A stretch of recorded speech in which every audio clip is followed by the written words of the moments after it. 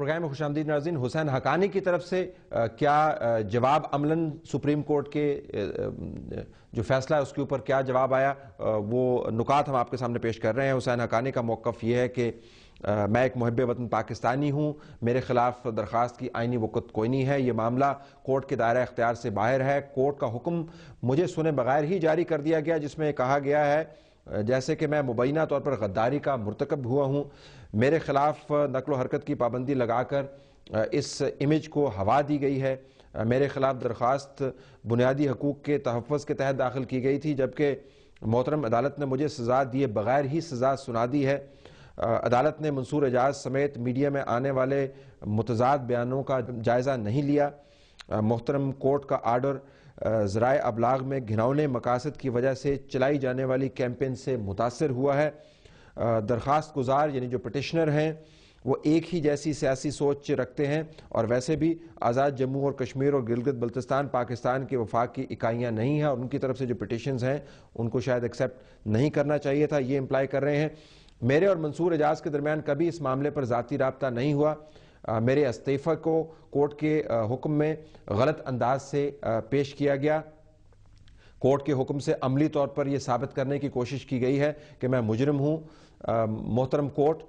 نام نہاد میمو کے مندرجات کی فضول نوعیت اور حکومت پاکستان کی پالیسی کو یکسر نظر انداز کر گئی ہے، اور پھر رچرڈ نکسن کے کیس کا حوالہ غیر ضروری حوالہ ہے جس سے ذرائع ابلاغ میں خواہ مخواہ کی رائے زنی کو ہوا ملی ہے۔ کورٹ کے حکم نے وزیر اعظم کی طرف سے جاری کردہ پارلیمانی کمیٹی کی تفتیش کو یکسر نظر انداز کر دیا ہے۔ انفرادی کمیشن کی تحقیق مجھے ایک فرد کے رحم و کرم پر چھوڑ دے گی جو سنے بغیر میرے خلاف فیصلہ دے سکتا ہے، ویسے بھی کوئی بھی ایک فرد ملکی سالمیت اور اس جیسے دوسرے اہم معاملات کی تشریح نہیں کر سکتا۔ فوجی مقدمات کی نگرانی اس کورٹ کا کام نہیں ہے اور نہ ہی یہ کورٹ تفتیشی فورم بن سکتا ہے۔ ایگزٹ کنٹرول لسٹ پر ڈالنے اور نکالنے کا اختیار وفاقی حکومت کو ہے۔ اس وجہ سے اس درخواست گزار کے بنیادی انسانی حقوق کے تحفظ کی خاطر اور انصاف کے تقاضے پورے کرنے کے لیے 1 دسمبر 2011 کو دیا ہوا کورٹ کا حکم واپس لیا جائے۔ حسین حقانی کی طرف سے جو معاملہ سامنے آیا، آسمہ جہانگیر ریپرزینٹ کر رہی ہیں، بڑا واضح ہے کہ کورٹ کے آرڈر کی میمو کی طرح کوئی وقت نہیں ہے اور ان سے ان کے بنیادی حقوق جو ہیں متاثر ہوئے ہیں۔ اب معاملہ آتا ہے ناظرین منصور اعجاز کی طرف سے دائر کیے جانے والے بیان کا۔ بہت لمبا چوڑا بیان ہے، ہم نے اور ہماری ٹیم نے بڑی محنت سے اس کے جو تفصیل ہے اس کی سمری آپ کے سامنے تیار کی ہے تاکہ معلومات آپ تک پہنچیں گی اور آپ از خود اپنی رائے قائم کر لیں۔ منصور اعجاز کے جواب کے 4-5 اہم حصے ہیں۔ پہلے حصے میں منصور اعجاز نے اپنے بارے میں معلومات فراہم کی کہ وہ ہے کون، اس کا بیک گراؤنڈ کیا ہے، امریکی شہری ہے، پاکستان میں کوئی اس کا نہ تعلق واسطہ ہے نہ اس کا کوئی رشتہ دار رہتا ہے۔ پھر اس نے اس حصے میں حسین حقانی کے ساتھ اپنے دیرینہ تعلقات کی وضاحت کی، اور پھر 9 مئی سے لے کر نومبر 2011 تک حسین حقانی کے ساتھ بلیک بیری فون اور ای میل کے پیغامات کی تمام تر تفصیل کے ساتھ تاریخ بیان کی، اور اس کے ساتھ حسین حقانی کے بلیک بیری کے دونوں نمبرز پن نمبرز یعنی 2326A3ID اور 287EF1E9 کے بارے میں بتایا۔ پن نمبرز بلیک بیری کے ناظرین آپ کسی کا حاصل نہیں کر سکتے جب تک کوئی آپ کو پن نمبر دے نہیں۔ دعویٰ کیا کہ حسین حقانی کی طرف سے فون ریکارڈز کو مسخ کرنے کی کوشش کی جا رہی ہے۔ اس کے بعد منصور اعجاز کے جواب کے پہلے حصے میں تفصیل کے ساتھ ہر پیغام کا تناظر بیان کیا۔ میں نے مراسلے کے اوپر ایک پروگرام کیا تھا جس میں دونوں کی آپس میں بات چیت سنوائی تھی، اس میں بعض مبہم قسم کی اصطلاحات تھیں۔ مثلا ایک اصطلاح یہ دی گئی تھی کہ وہ جو 3 ہیں سٹوجز جنہوں نے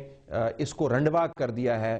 ان سے کیا ملاقات ممکن ہے، تو منصور اعجاز نے اس بیان میں بتایا ہے کہ اس سے مراد اسامہ بن لادن کی وہ 3 بیویاں ہیں جن سے ملاقات کرنے کا امریکی حکام کو بڑا شوق ہے۔ تو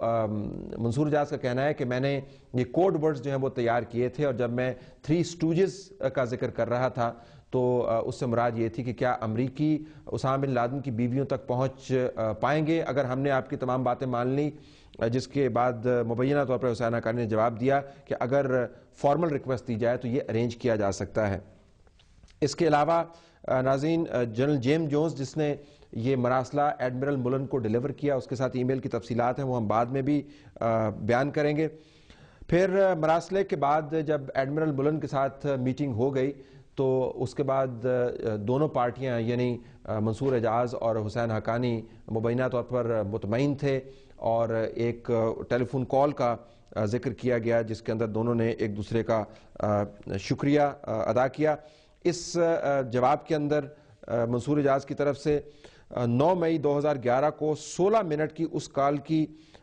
تفصیل بھی بیان کی گئی ہے جس میں آرمی اور آئی ایس آئی کی طرف سے اس مبینہ سازش کا ذکر کیا گیا ہے جو میمو کی بنیاد بنے۔ یہ انتہائی مفصل قسم کی ٹیلی فون کال ہے، اور جو کالز کے دوران منصور اعجاز مبینہ طور پر اپنے نوٹس لیتے رہے ہیں حسین حقانی کی باتوں کے، اس کا ایک عکس بھی اس جواب کا حصہ بنایا گیا ہے۔ اس کے بعد ناظرین بہت اہم ہے کہ حسین حقانی نے کے ساتھ جنرل جیمز جونز اور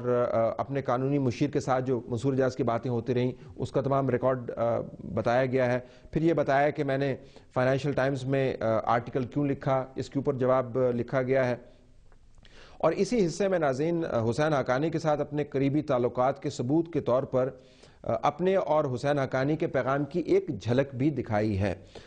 جس میں مبینہ طور پر حسین حقانی نے آئی ایس آئی کے حوالے سے برین لیس باسٹرڈز کا لفظ استعمال کیا ہے، اور مبینہ طور پر یہ کہا ہے کہ یہ صرف گھر کے اندر ہی شیر ہوتے ہیں۔ اور نیچے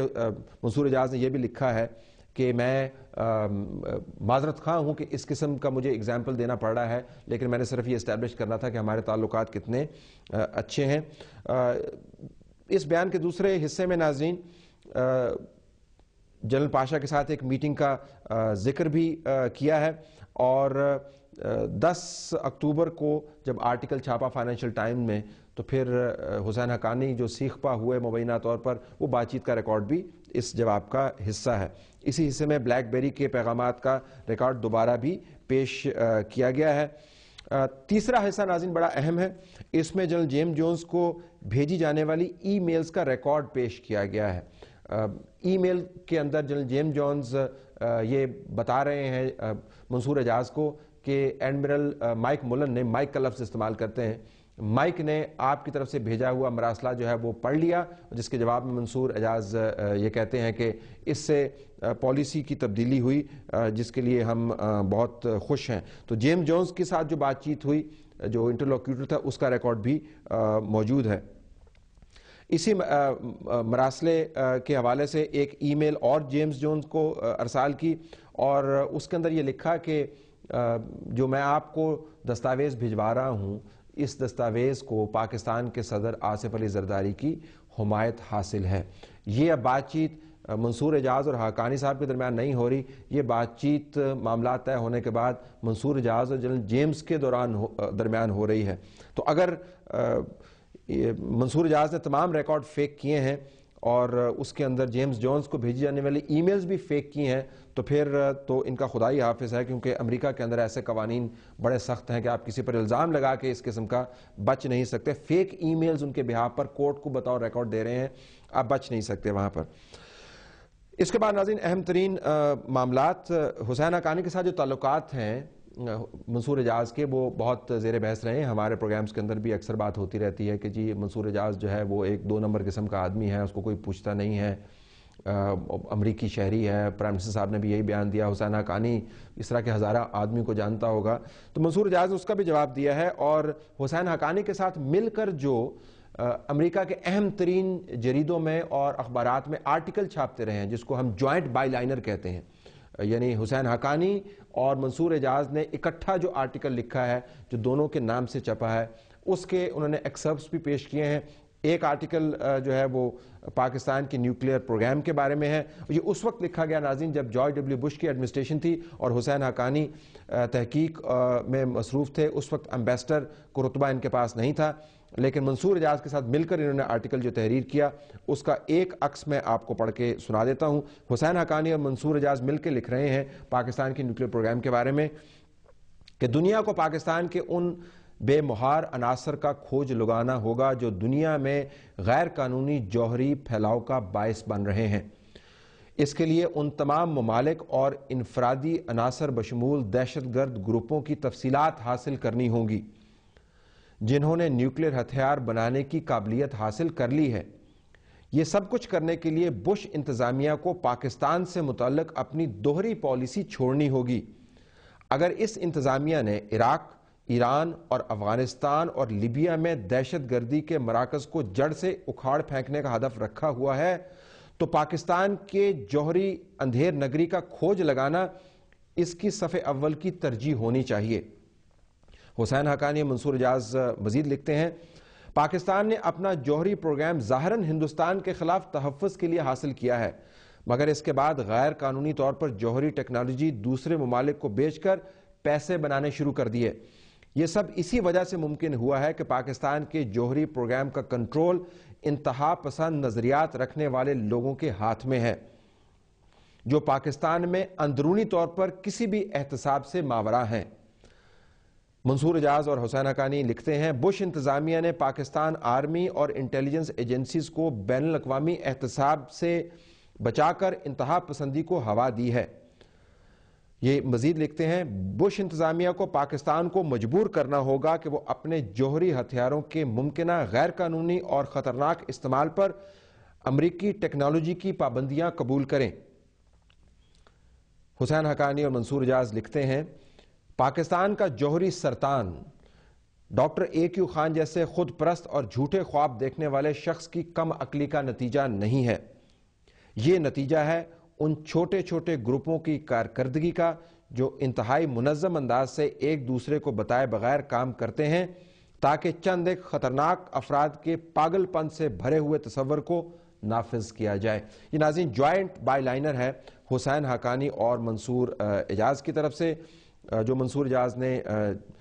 بطور ایویڈنس چھاپا تاکہ پتہ چلے کہ دونوں کے تعلقات کتنے قریبی ہیں۔ اور ناظرین صفحہ نمبر 51 پر منصور اعجاز صاحب نے ایک ای میل کا عکس بھجوایا ہے جس میں انہوں نے حسین حقانی صاحب کا شکریہ ادا کیا کہ مئی 2009 کو انہوں نے منصور اعجاز کو یہ موقع فراہم کیا کہ پاکستان کے صدر آصف علی زرداری جو ان دنوں امریکہ کے دورے پر تھے ان کو باقاعدہ بریف کر پائے منصور اعجاز کہ امریکیوں کے ساتھ ڈیل کس طریقے سے کرنا ہے۔ وہ ثابت یہ کرنے کی کوشش کر رہے ہیں شاید کہ اگر وہ خود ایک 2 نمبر قسم کے آدمی ہیں اور ان کی کوئی سٹینڈنگ نہیں ہے اور وہ جھوٹے ہیں تو 2009 کے اندر حسین حقانی صاحب ان کو صدر پاکستان کے پاس کیوں لے کے گئے اور صدر پاکستان نے ان سے امریکی حکام سے بات چیت کرنے کے لیے بریفنگ کیوں لی۔ یہ ناظرین